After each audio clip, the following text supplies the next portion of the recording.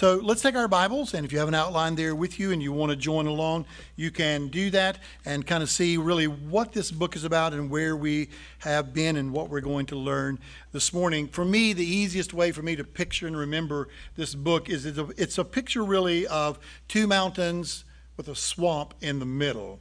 A swamp is a nasty place. A swamp is an irritating place. A swamp is a hot and a discouraging place. It's just something you don't like in life. And that's really what the swamp in this book is really trying to communicate to us today. On the two mountainsides, you have the man by the name of Gaius and the man by the name of Diotrephes. These are two people on both ends of this letter. And in the middle, we have a man by the name of Diotrephes who literally shows us what we do not want to be. In fact, if we remember when we studied about Gaius in the first 4 verses, or the first 8 verses, I should say, we learned that what Gaius really looks like in the church is a man who is prosperous in the right way, in the biblical way. He is someone who is focused on the internal and the eternal, right? Prosperity to him is not about the job you have, the clothes you have, the house you have, the money you have, the health you have. None of that really is what really is in the mind of Gaius. What's in his mind is, how can I grow deeper in my soul? How can I prosper on the inside? And how can I really attach my focus to the eternal stuff? Because that's what lasts. What often passes for prosperity is very temporal and passing and non-satisfying. But this prosperity that Gaius has is the kind of prosperity that really is the right kind of prosperity. And because he knows what he should be focusing on, both internally and externally in his life, he is also, as we saw, a man who we called a rope holder. He's the guy who really, when he looks at people who God has called to take the word, to take the gospel, he's going to, as it were, be their partner. He's going to support them. He's going to be on their side. He's going to do everything he can to help them do what God has called them to do. He's the guy that when you see someone descending into the work, he's going to be behind you holding the rope. He's going to be supporting you. And that's just another indication of what it means to prosper. Because now we're investing in the life of others. We're laying our lives down, caring about others, and wanting to be a partner in what they are doing and taking the truth of the gospel, the truth about Christ to the world. And so as we come and review real quickly, I just really hope you've been thinking about who it is in Grace Bible Church, whether it's in our ministries here, our ministries throughout the U.S. or around the world. Who would you say that you're holding that rope for? Who counts on you?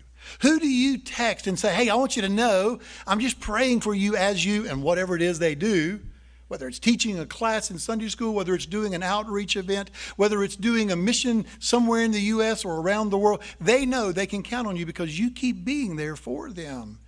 You write them, you encourage them, you ask them, how in the world can I pray for you? Is there something I can do to serve you? All of that sums up what Gaius is like. He is a prosperous Christian. And next week we'll come back and we'll learn about Demetrius, who is, or excuse me, not next week, the next time I preach, we'll come back. That's just all pastoral habits right there, right? We'll look the next time I preach at the final person in that book, Demetrius, who is this pleasant, sweet Christian.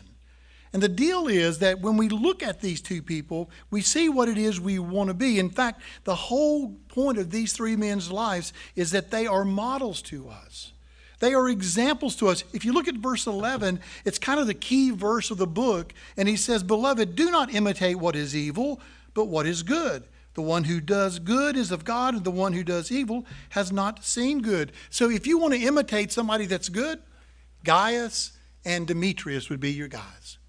If you want to avoid in the church and in the body of Christ spreading havoc and ruin and hurt and discord, and you want to make sure you don't harm someone, don't follow Diotrephes. Because Diotrephes is the model of someone who paralyzes the unity and the partnership and the fellowship in the church. Whereas these other two guys are the ones who promote it. So this morning, we're going to turn our attention to this swamp area of the book. And we're going to look at Diotrephes, who is a man who destroyed a church. Now, let me just kind of clarify that title with you for just a moment. When I say Diotrephes destroyed a church, I don't mean the church.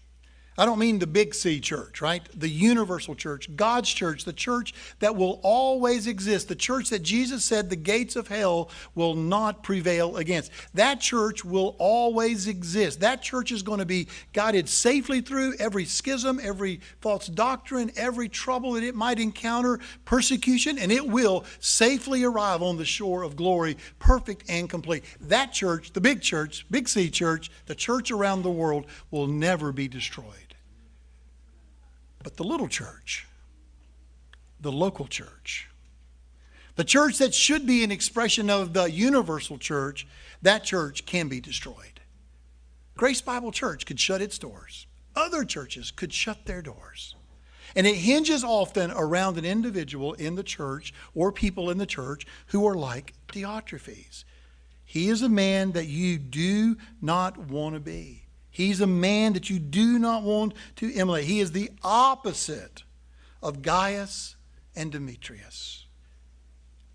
So let's take our Bible. Let's look at this morning, and let's begin as I read for you verses 9 through 11, our text, and walk through 2 points, and then I want to make some hopefully very practical, very heart-searching challenges to all of us this morning. It says in verse 9, I wrote something to the church, but Diotrephes, who loves to be first among them, does not accept what we say. For this reason, if I come, I will call attention to his deeds, which he does, unjustly accusing us with wicked words, and not satisfied with this, he himself does not receive the brethren either, and he forbids those who desire to do so, and puts them out of the church. Beloved, do not imitate what is evil, but what is good. The one who does good is of God, and the one who does evil has not seen God. Now, we'll get down to that application point here in just a minute, but let me just remind you of something that's going on in this church. You notice that it says here that John had written something to the church. Now, it wasn't 1 John because they got that letter. It wasn't 2 John because they got that letter. And it's not 3 John because they did get the letter eventually through Gaius. But John had written a letter and Diotrephes got his hands on it. Some way, somehow, Diotrephes decided that this information is not going to get to our church. Now, obviously, I think what he knows is going on is that he's about to be exposed for this horrible thing that's going on in his heart and his life. And what's going on in his heart and his life is this thing called pride. He is the proud Christian. I'm going to label him as that, and we'll unpack that a little bit more at the end of the sermon about who Diotrephes really could be. But what I'm telling you, he is a model of what happens if you as a believer begin to emulate and follow him. You will be showing pride like nothing you've ever seen before in your life. It's the issue of pride that is his heart. And you don't have to study the Bible long at all to figure out what God thinks about pride. In fact, in James chapter 4, verse 6, it says God opposes the proud. That's not a good place to be in, right? That God is stiff-arming you, pushing you away. He gives grace to the humble, but he pushes proud people away. And Isaiah 2:12, the Lord Almighty says, I have a day in store for the proud. That's a day you don't want to be looking forward to. It's not a good day. And in Proverbs 8:13, it says, to fear the Lord is to hate evil. And God says, I hate pride. I hate arrogance and evil behavior and perverse speech. The Proverbs go on in chapter 13, verse 10 to say, where there is strife, there is, guess what? Pride. You have conflict with people in your life. You have conflict in church. You have conflict in your job. Somewhere you're going to find, if you sniff it out, pride is underneath it all. Proverbs 16:8 says, pride goes before destruction and a haughty spirit before a fall. And that's why Romans 12:16 in the New Testament tells us, live in harmony with one another. Do not be proud, but be willing to associate with people of low position. Do not be conceited.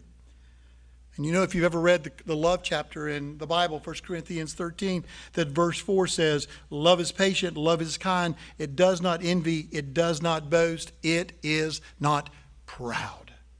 So when a person really manifest their pride, what they are showing is that which is going to ultimately lead to destruction in a relationship, in the church. It is something that is not showing love. It is something that is obviously in them, that it wreaks havoc wherever it goes.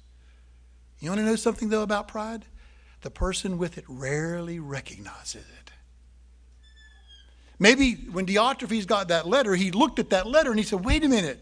This isn't me. This is about to ruin my work in the church here. Maybe he didn't even know and recognize that, and he didn't want to run the chance that others might even think that was true of him. But it was true of him. It was true of Diotrephes. And let me assure you that you have an enemy, an adversary, who knows just how powerful that weapon is in your life and will do everything in his power to make sure you don't recognize it, but it grows and develops in your soul. I love the Screw Tape letters. I hope you've read those. I remember my early Christian days reading the C.S. Lewis fictional masterpiece on temptation and sin called the Screw Tape letters, where Screw Tape, the ranking demon, is writing to his nephew Wormwood and giving him advice on how to trip up a believer, how to catch him, how to make sure that really he stumbles and he falls. And in chapter 14 of those Screw Tape letters, there's one on how to trip up the Christian with pride. Listen to what he writes to his nephew, Wormwood.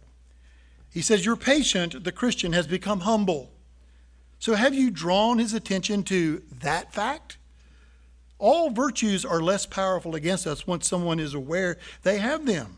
And this is especially true of humility. So catch him at the moment when he's really humble in spirit and smuggle into his mind the thought, by Jove, I'm being humble. That's got to be the C.S. Lewis British kind of way of writing, right? Pride, he's proud at his own humility. That's what will appear. If he awakens to the danger and tries to smother this new form of pride, try to make him proud of his attempt to smother it, and so on through as many stages as you please. If you do that, you'll wreck his life and those around him. That is the power of what is going on. And so here, this undetectable thing that is in us obviously was included in something that was written to the church, and Diotrephes decided that he would get rid of that letter. So what John did is said, okay, I'll write to Gaius. So we'll get the letter to the church through Gaius, and then the church will be aware of who this guy is and what he is doing and what has happened. Now, let's just put this on the table. Diotrephes may, and I put that in quotation, may have been a leader in that church. The letter doesn't say, nowhere in the Bible does it tell us whether he was a pastor, an elder, or a deacon, director of missions or anything. It doesn't tell us any of that. But he did have some role of influence in that sense, that he leads and he influences what's going on in the church. But it doesn't say he's that. And I like it that it doesn't say that he was an elder and a pastor or a deacon. You know why? Because we always sit here and say, there's only about 4 or 5 people this really applies to.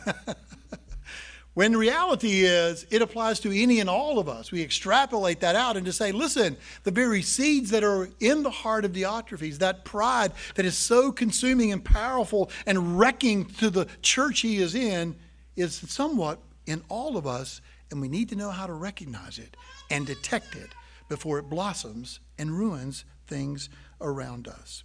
So that's the lost letter here. And now we do have it. We have it from John. It's in our Bible. And let's look a little bit about this man, Diotrephes, which I have titled The Lost Leader. And I do believe Diotrephes was lost, and I'll show you when we get to verse 11 why that is so. Now, that doesn't necessarily mean that if you struggle with pride in your life, that you're a lost person. See, Diotrephes, as we'll learn about all these things true of him, are in the present tense. They are characteristics. They are things that he always is characterized by. It's not I'm sometimes this and I'm sometimes not. He's always like this. This is who he is. And he is giving characteristics of an individual whose pride is the ruling, reigning factor in his life. Listen, all of us as Christians can commit the same sins that any lost person can commit, right? You've often heard me say this: Christians are not sinless. They just sin less, right? That's called sanctification. Their lives begin to change as they are a new creature in Christ. Progressively, they are growing in holiness.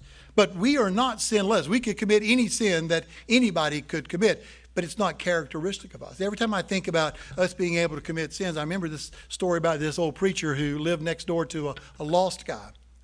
And he said to his neighbor, he said, listen, I've been noticing that little push lawnmower you got over there, and I'd love to buy that thing from you if you ever want to sell it. His neighbor said, preacher, you don't want that lawnmower. He said, why? He said, well, listen, the only way that lawnmower will crank is if you cuss it. You got to cuss that lawnmower to make it work. And the preacher said, well, I'm a Christian. I'm a pastor. I quit cussing a long time ago. He said, well, then you don't want this lawnmower. He said, okay. Well, it kept bothering the preacher. And he's like, I really want that lawnmower. I think it would be great to have to cut my grass. So his neighbor finally agreed to sell it to him. The preacher took it home, pulled it out the next week, started pulling on the cord, and nothing would happen. Went over to his neighbor and said, hey, listen, that lawnmower you sold me, it just won't crank. He said, I told you the only way it cranks is if you cuss it. He said, well, I told you I'm a preacher and I quit cussing. He said, well, you keep pulling that cord and those words will come back. So there's nothing we can't commit, right? It's in there. And there is hidden in all of us a little bit of Diotrephes. Diotrephes is the man who models and shows us what lost people, when they get control in the church, look like and what they do. But don't let yourself sneak away from the application and say that can't be possibly me in some degree. So let's do this. Let's look at what I'm going to call the Deotrophies Syndrome. And I've chosen that word syndrome for a very important reason. Because all the word syndrome means is that it's a cluster or a group of characteristics, right? I do not mean by that this is some psychological disorder that he has. I don't think that's at all what he's talking about, and I don't think we need to try to say, well, the reason that Diotrephes acted this way and had such control and he was a control freak is because he had a psychological disorder. Now, you can spend your time reading that. I've spent plenty of hours reading about all the psychological disorders and labels that go with this. A person who they would define as a narcissistic personality disorder. Someone who, as they sometimes label, a high conflict personality disorder. Part of narcissism. Listen, the label's okay. I don't mind the label, but the diagnosis is completely wrong. This has nothing to do with a mental disorder. There are those, by the way, who would even say that the reason Diotrephes had such a love for control and he always had to have it his way is because of how he was raised. Interestingly, his name means reared by Zeus or nursed by Zeus. Now, what we know in the historical background of that name is that anyone with that name, Diotrephes, was probably raised in a pagan culture, and often that name was only used by people of upper class. So what that means is that some people say, well, because he was raised with upper class, he had everything he wanted, he didn't get anything denied in his life, it just created in him this desire to want to have everything he wanted and for things to be his way and go his way. Now, though there is an element of truth with people who have a lot, they tend to expect a lot from people and want their way. That's so true. But this is not a cultural problem that caused him to be that way. It is not his upbringing that caused him to act this way. You want to know what the problem is? In short, it's called sin.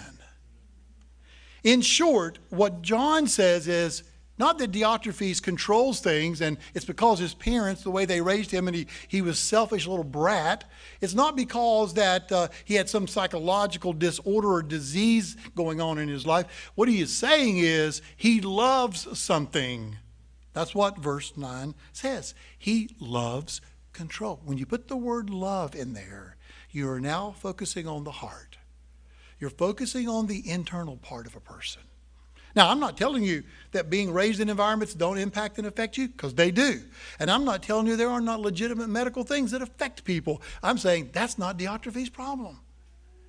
And if we begin to use these labels as ways to define and describe things, we tend to feel like that's just kind of like outside the rim of Scripture.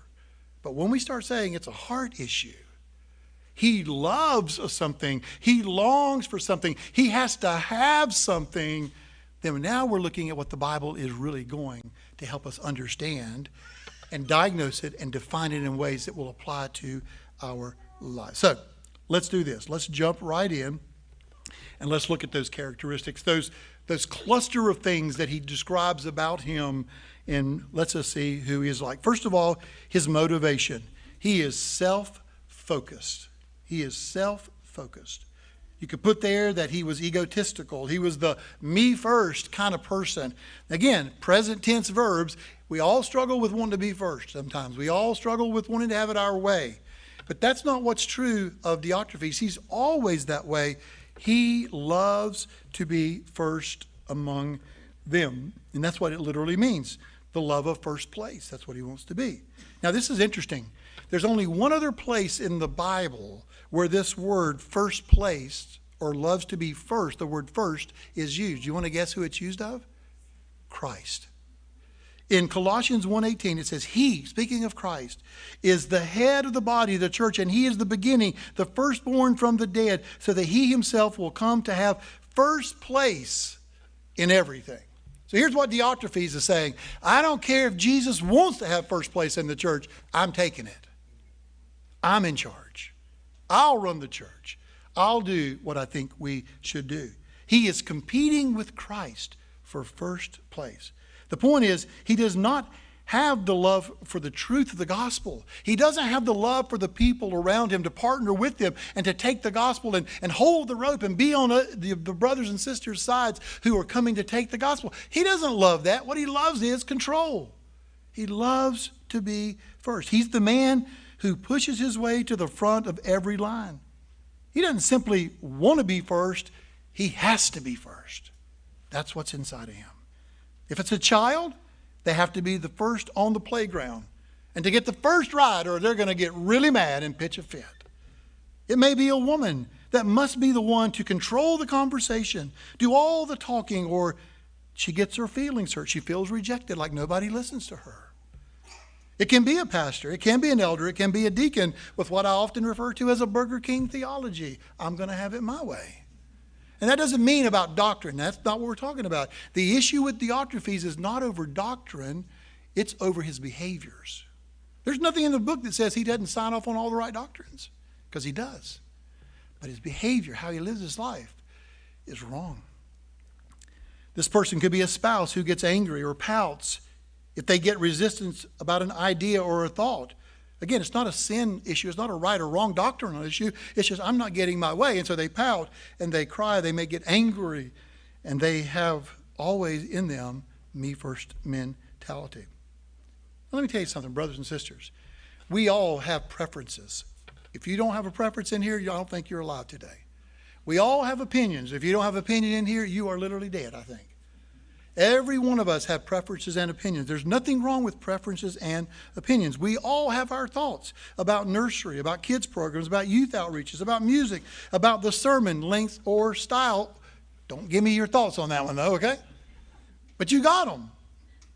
We have ideas and opinions about how things should be done on the job, how things should be done about raising kids, about health issues, about politics. We all have them, and here's the key. There's nothing wrong with preferences and opinions and how you think God might best be glorified in any and all of those areas.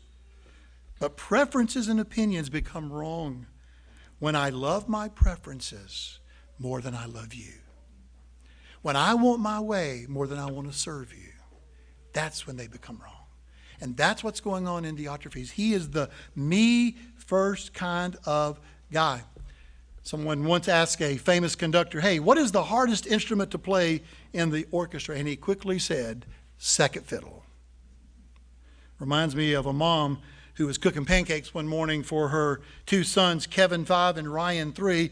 And so they began to argue over who would get the first pancake. And the mother said, hey, here's a great chance to teach them humility and teach them how to really respond. And so she said, listen, buddies, if Jesus were here eating with us this morning, wouldn't Jesus say, let my brother have the first pancake? I can wait. Kevin turned to his younger brother and said, Ryan, you be Jesus. I'm just telling you, it's in there. In all of us, for sure.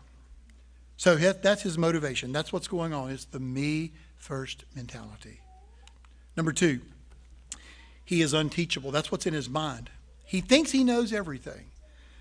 He does not, it says in the text there, accept what we say. He is unteachable, and that means that really he thinks he knows it all. And who is it he doesn't want to listen to? John, the apostle.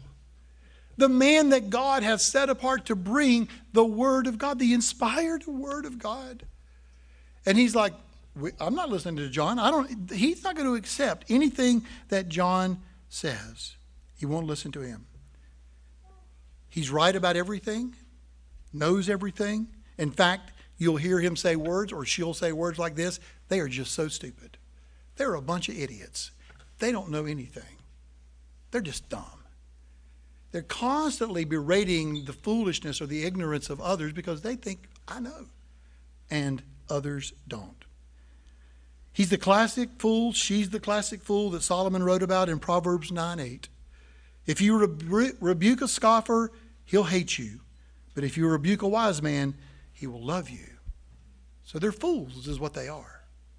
I remember reading a story about A.T. Robertson, who was a New Testament scholar at Southern Seminary in Louisville until he died in 1934. On one occasion, he wrote an article about Diotrephes in the magazine that went out from Southern.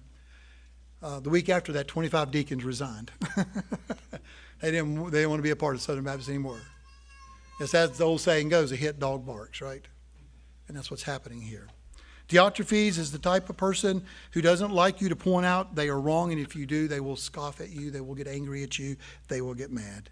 And you can mask it in all kind of psychological mumbo-jumbo you want, blame it on your difficult upbringing, which all of that could have impacted his life for sure, but it really is an internal mindset.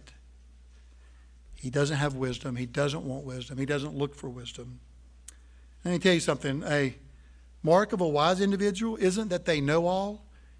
A mark of a wise individual is they are willing to be taught more. They're teachable. Show me. I want to know. That's not Diotrephes.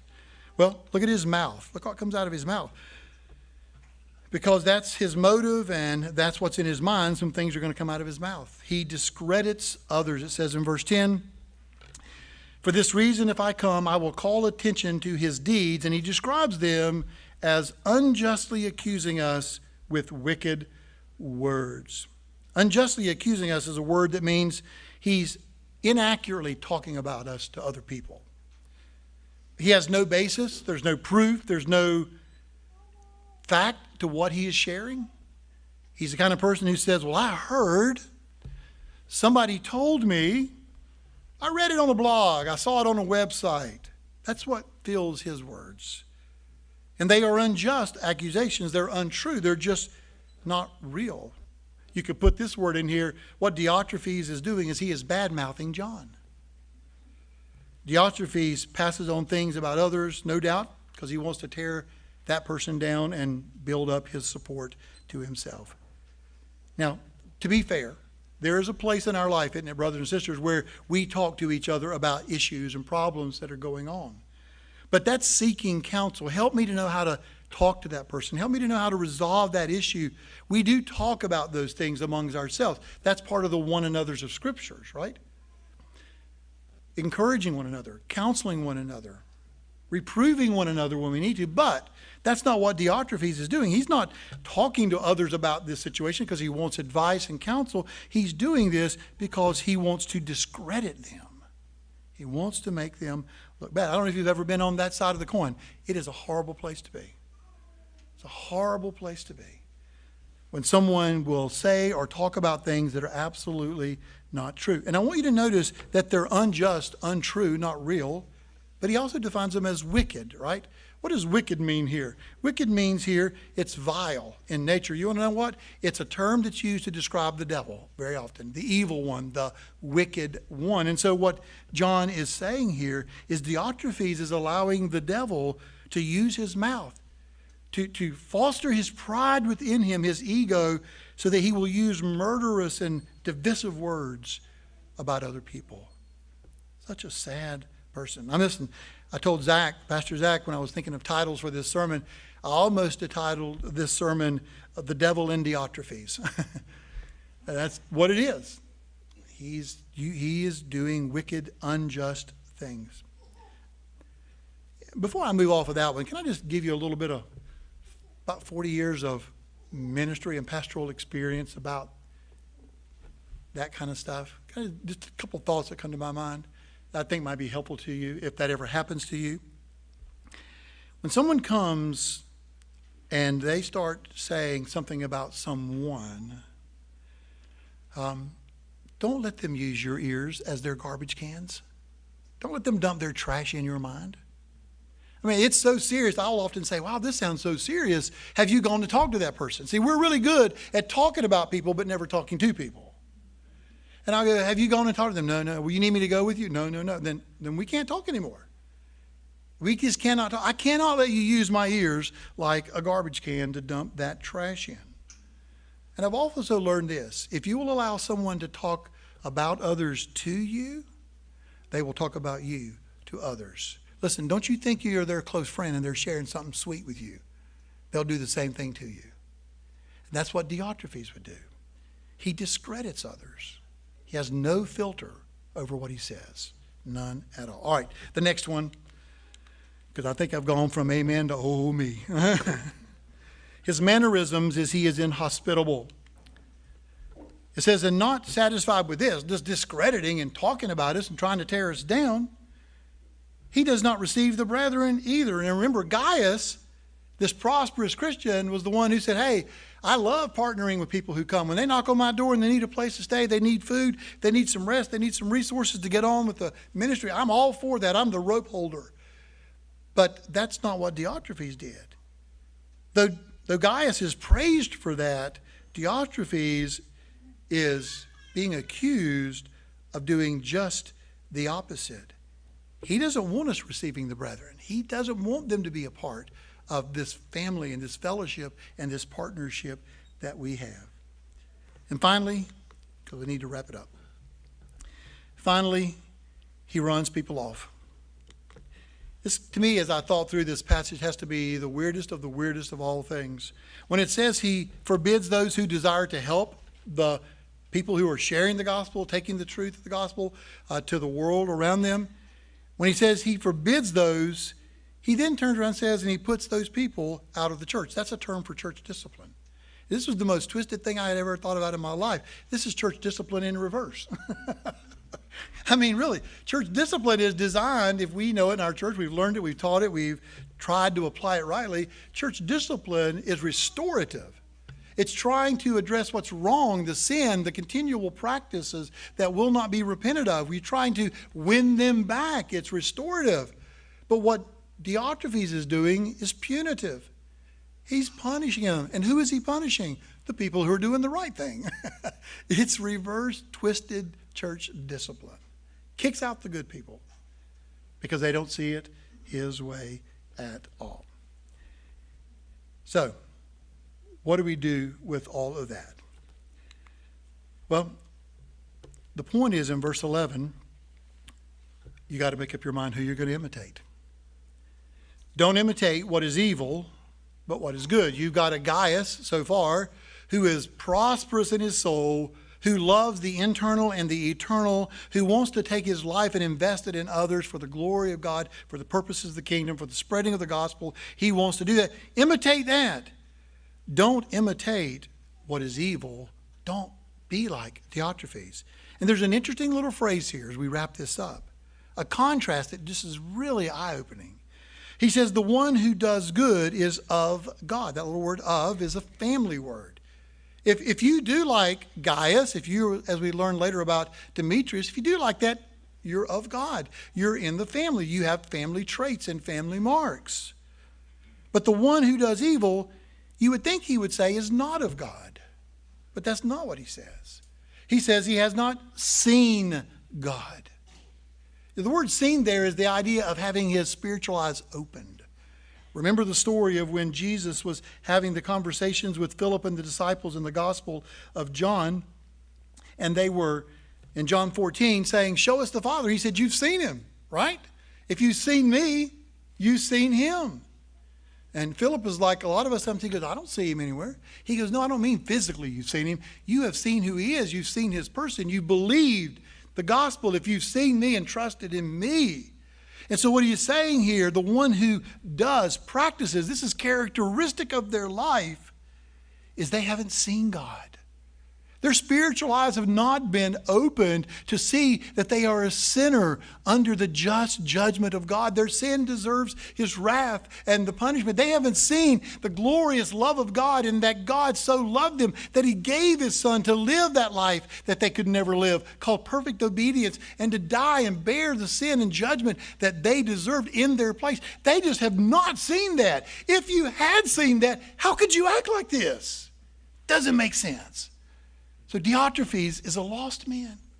He is a man who is in the church. He hasn't seen God. And guess what? Those people start influencing others around them, even believers. Don't imitate that. Don't model that, because that's not a family trait we want in our church. That is not something that should characterize who we are as the people of God. Now, I'm not preaching this because we got that going on in Grace Bible Church. I'm preaching it because it's the next verses in my Bible that I'm scheduled to preach. But I want to drive it home as strong and as powerful as I can. There's a little bit of Diotrephes in all of us. And if you don't recognize it and you don't really pay attention to it, you will model something that will wreak havoc in your marriage, in your home, in your job, with your children, wherever you go in life. That pride will wreck and destroy.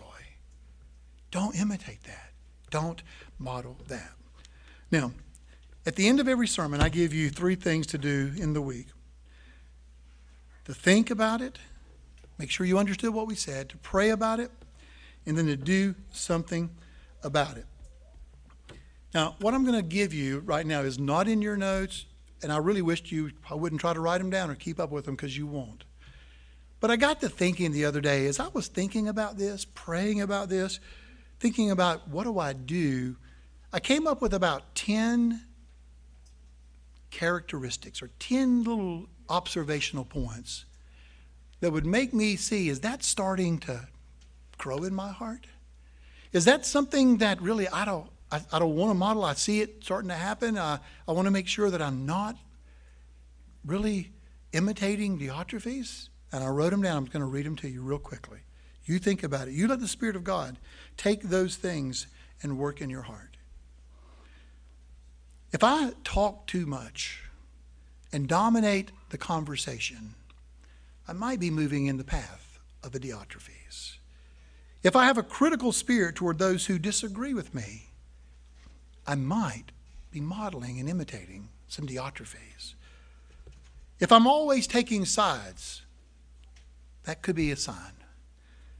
If I think I could do things better than is currently being done, I don't care whether you put the school, the home, the church, the job, politics, if I think that, I might be nurturing a little Diotrephes within me. If I have a rebellious attitude towards those who are over me, good possibility some Diotrephes is working in me. If I exclusively focus on the group of friends that like what I like and are on my side, I might be doing that as well. If I argue endlessly over minor details. Listen, I remember, I'll just share a personal story. I remember Mr. Gilbert, who was one of our elders in the early days, passed on with the Lord. But Mr. Gilbert had the wonderfulest way of calling me out on things sometimes. And I remember I would, in those early days, be argumentative about any and everything you wanted to argue about. And I was good at arguing. I could win my fight pretty much. My kids asked me one time, why didn't I become a lawyer, right? And so Mr. Gilbert said to me, Kevin, you need to make up your mind where you're going to give blood. Every hill isn't worth dying on. But to Diotrephes, it is. Minor details, everything he's got to be right about. Number 8 in my list, do I take it personally when my advice is not followed? Does that just eat at me, bother me, keep eroding away inside of me? If I do, I need to make sure I get rid of that Diotrephes, because that's what's happening. Do I long for and seek positions where I can control? Would I do that? If you do that, that's another indicator. And finally, I wrote down, do I see new people who don't think like I think as a threat to their control? They don't think as I do. They don't feel the way I do. So I want them to keep their distance. That's kind of what's going on inside, just in a diagnostic way, of a Diotrephes.